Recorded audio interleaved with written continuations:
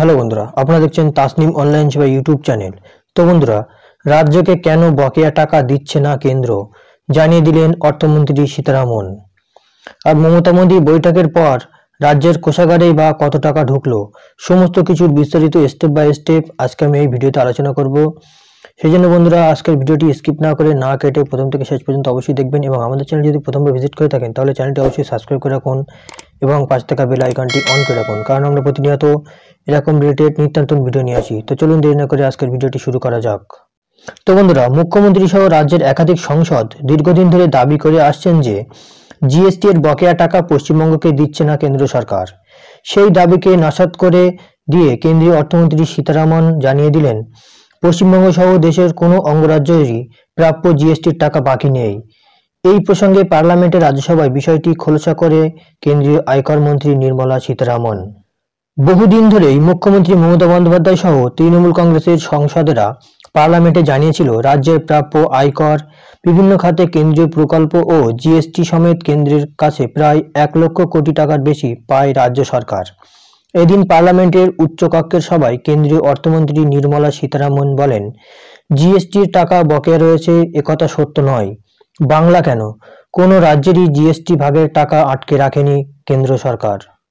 এদিন পার্লামেন্টের রাজ্যের উক্ত দাবি দেওয়া ও প্রশ্নের যুক্তি উত্তর ব্যাখ্যা করতে গিয়ে অর্থমন্ত্রী বলেন, আইন অনুযায়ী নির্দিষ্ট রাজ্যের অ্যাকাউন্টেন্ট জেনারেলের ছাড়পত্র জিএসটি সার্টিফিকেট এসে না পৌঁছলে এবং রাজ্য সরকার টাকা ছাড়তে না বললে জিএসটি এর টাকা দেওয়ার নিয়ম নেই। তিনি কয়েকটি উদাহরণ দিয়ে জানান, কেরালা সরকার এজি এর সার্টিফিকেট জমা করলেও কেরালা সরকার জানায়, রাজ্য সরকার না বলা পর্যন্ত করের টাকা যেন না দেওয়া হয়। বিগত 4 বছর ধরে এজি এর সার্টিফিকেট জমা না করায় পশ্চিমবঙ্গের তরফে করের টাকা রাজ্যকে ছাড়া হয়নি। বিজেপি শাসিত রাজ্য গোয়াও এজি এর সার্টিফিকেট জমা না করায় জিএসটি প্রাপ্য টাকা পায়নি। তিনি জানান, চলতি অর্থবর্ষে কেবল কর্ণাটক সরকার অ্যাকাউন্টেন্ট জেনারেলের ছাড়পত্র জমা করেছে। এদিন বৃহস্পতিবার মমতা মোদী বৈঠকের পর বরফ কিছুটা গলেছে। এদিন দিল্লিতে প্রধানমন্ত্রী নরেন্দ্র মোদীর সাথে কেন্দ্রীয় প্রকল্পের টাকা, জিএসটির বকেয়া টাকার আলোচনার জন্য সময় চান মুখ্যমন্ত্রী।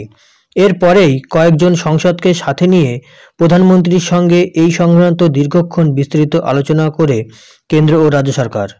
এরপরেই রাজ্যকে বিভিন্ন প্রকল্প ও জিএসটি বাবদ 5,488 কোটি টাকা দেয় কেন্দ্র সরকার। তো বন্ধুরা, আশা করছি যে আজকের ভিডিওর বিষয়বস্তুটি আপনাদের সামনে ক্লিয়ার হয়ে গিয়েছে। আর যদি কারো কোনো জায়গায় বুঝতে অসুবিধা হয়, আপনারা কমেন্ট বক্সে কমেন্ট করবেন, আমি আপনাদেরকে সাহায্য করার চেষ্টা করব। তো বন্ধুরা, এই ছিল আজকের ভিডিওটি ভালো লাগলে ভিডিওটিতে একটা লাইক দিয়ে বন্ধু বান্ধব আত্মীয়ের সঙ্গে শেয়ার করে দেবেন এবং ভিডিওটি প্রথম থেকে শেষ পর্যন্ত দেখার জন্য ধন্যবাদ। আপনার দিনটি শুভ হোক।